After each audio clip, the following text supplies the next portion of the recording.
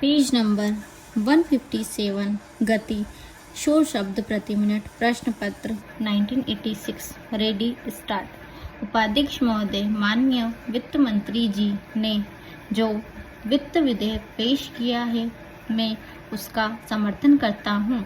जहाँ तक हमारी सरकार का संबंध है उसने बड़े अच्छे कदम उठाए हैं। जैसे बैंकों का राष्ट्रीयकरण करने का सारा श्रेय प्रधानमंत्री और हमारी सरकार को जाता है। हमारे बड़े बड़े पूंजीवादियों की इच्छा थी कि बैंकों का काम इस तरह से चले कि लोगों को लूटा जाता रहे, लेकिन प्रधानमंत्री ने इस बात की परवाह न करते हुए कि कौन उनके साथ है, गरीबों को लाभ पहुंचाने के लिए बैंकों का राष्ट्रीयकरण किया। यह एक बहुत बड़ी उपलब्धि है। पैरा सदन में उस तरह बैठे हुए माननीय सदस्य इस बजट को अच्छा नहीं मानते, क्योंकि वे तो ऐसा बजट चाहते हैं जिससे सरकार के खजाने में एक पैसा भी जमा ना हो और गरीब आदमियों की सहायता करने के बहाने बड़े बड़े पूंजीपतियों की सहायता की जाए। हमेशा से उनका यहाँ उद्देश्य रहा है और आज भी है। थोड़े से दिनों के लिए शासन इनके पास गया तो इनकी तरफ से यह कोशिश हुई कि जो राष्ट्रीयकृत बैंक हैं वे किसी तरह से पूंजीपतियों के हाथ में चले जाए। आज जिस प्रकार का वातावरण देश में है उसमें कुछ देश विरोधी तत्व देश की आर्थिक व्यवस्था को खराब करना चाहते हैं।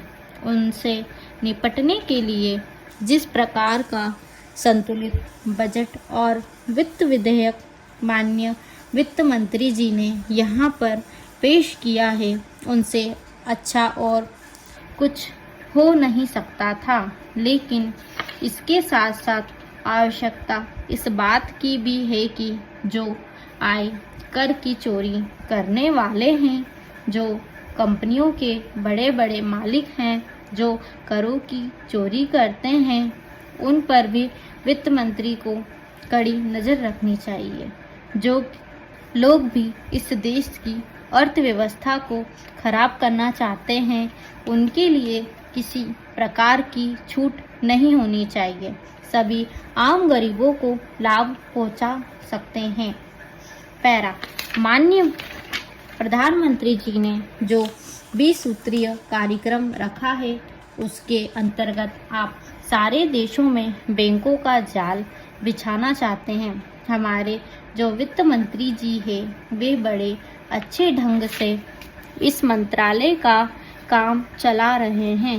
जहाँ भी किसी प्रकार की कोई कमी है उसको भी दूर करने की वह कोशिश कर रहे हैं। पहाड़ी क्षेत्रों में पहले कोई बैंक नहीं हुआ करते थे।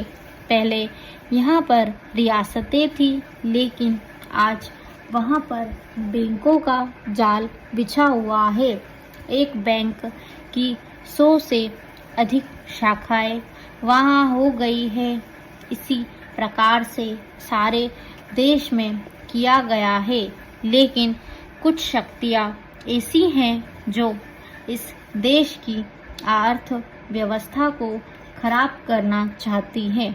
जिस प्रकार से इस देश के मजदूरों को उकसाया जाता है और कारखाने बंद कराए जाते हैं और उत्पादन रोका जाता है, उसकी जिम्मेदारी उस तरफ बैठे हुए लोगों पर ही है, क्योंकि आंदोलन वे ही कराते हैं। स्टॉप।